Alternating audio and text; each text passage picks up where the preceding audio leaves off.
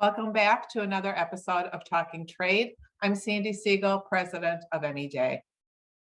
And I'm Ian Coxhead at the University of Wisconsin-Madison. And our guest today is another UW grad. His name is Tom Lochner, and he's the executive director of the Wisconsin State Cranberry Growers Association.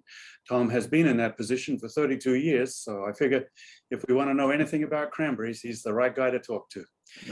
Tom, welcome to the show. Well, thank you. Glad to be here. So I want to begin with what seems these days like ancient history, talk about the trade wars in 2018-19. We know that at that time, as part of the Chinese retaliation and I guess European retaliation for US tariffs, there were pretty severe tariffs placed on United States cranberry exports. Mm-hmm. The industry took a big hit then. Why don't you update us from then till now? What's happened in that time? Well, since then, we've seen that exports were down substantially, as you said.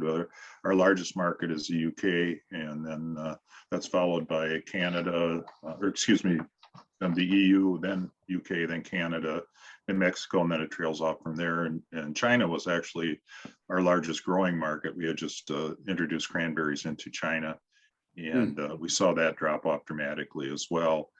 There's been some recovery into other markets that aren't affected by the aluminum and steel tariffs. Canada and Mexico, fruit moves without any tariffs on it. So that's been strong, and then other ones as well. But it's been a challenge for us, especially in the EU. And how much trade diversion took place during that tariff war episode? Were other producers picking up U.S. markets, and has that been sustained? Cranberries are primarily a North American crop. They're grown in the U.S. and Canada has a couple of growing regions. Quebec is a relatively new growing region, and they're probably the second largest growing region behind Wisconsin. And British Columbia produces about 1 million barrels. They ship their fruit in duty-free into most of those markets, whether it's China or whether it's the EU. And then there's some acreage in Chile as well, and they have free trade agreements with just about everybody in the world. They have about 1,000 acres down there, so they're able to ship in.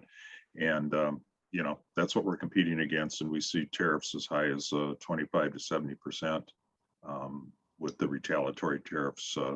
And that's a significant hit on our sales and for our people that are trying to sell fruit there. That's quite a slug, isn't it? So, how is the industry responding these days? Are you managing supply growth, or what are you doing?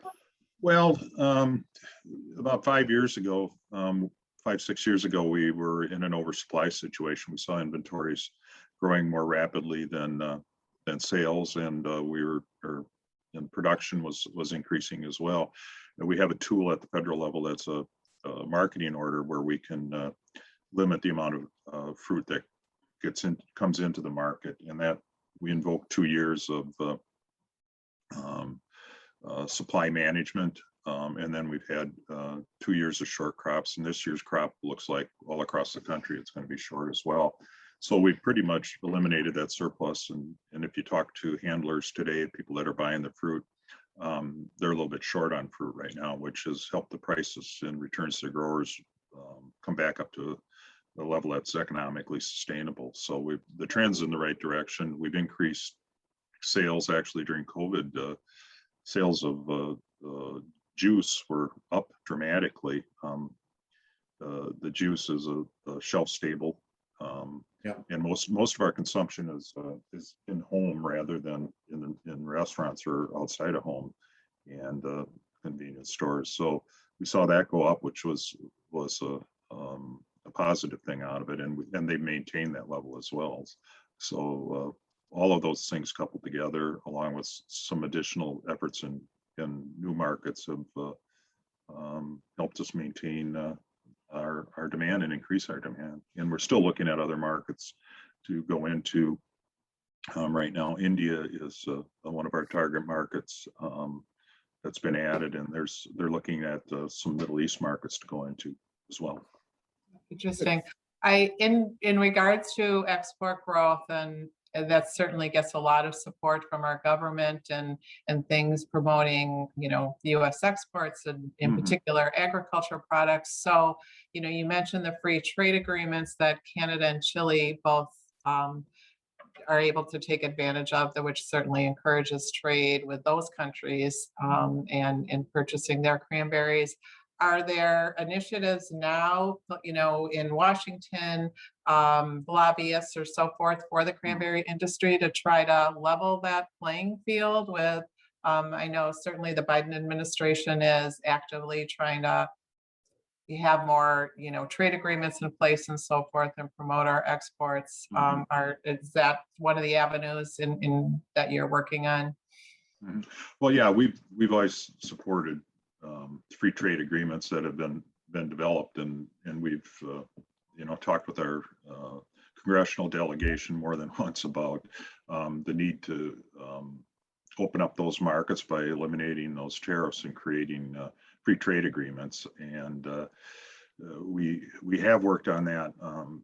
It's interesting that the aluminum and steel tariffs remain in place even with the Biden administration, which to us, we'd like to obviously see them go away.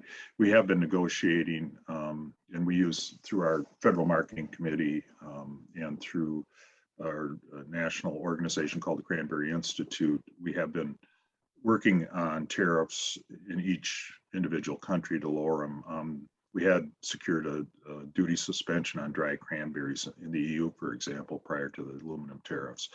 And we were working in other areas to do those types of things. But, that's very tedious, very expensive to hire people to do that. And a free trade agreement make it much better. I mean, the agreement with the Canadians and Mexico eliminated all the tariffs. The agreement with Japan that phases out all the tariffs on cranberries. So those are very positive signs because those are important markets for us. So we'd really like to see improvements with the EU. That's a major market for us. And we have industry people that are working on that and talking to the trade representative or who have you. But I think, people know that the international situation is, it's not a happy family right now with our allies. And that's sad to see because we'd like the opportunity to work in those markets. Because if we sell cranberries, we export about 35 to 40% of the crop.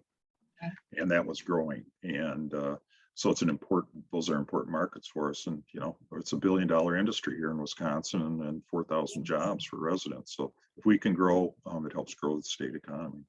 Absolutely. And agriculture has always been a big, part of Wisconsin exports. So definitely, something we're keeping an eye on. So that leads me beautifully into my next question, Tom.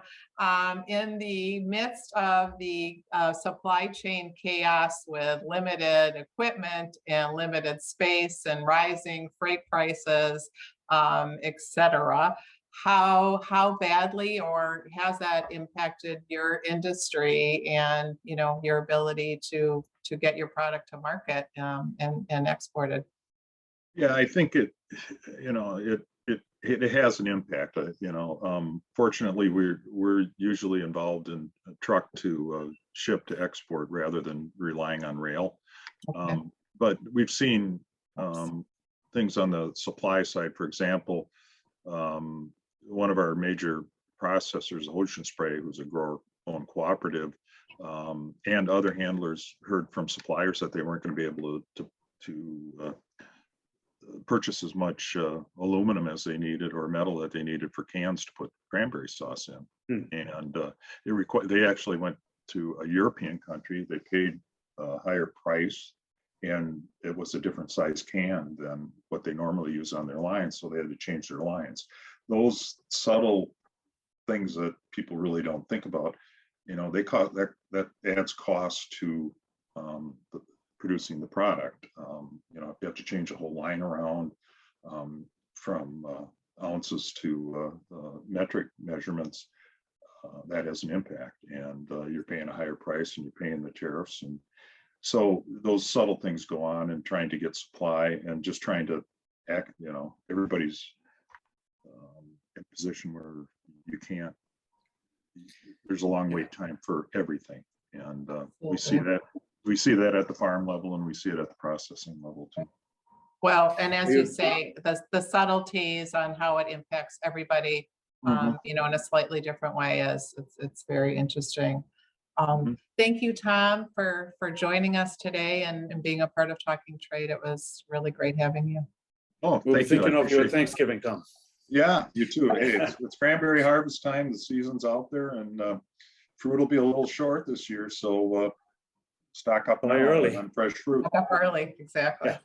That's Tom right. Lochner, Wisconsin State Cranberry Growers Association. Thanks for your time today. We really appreciate it. Great.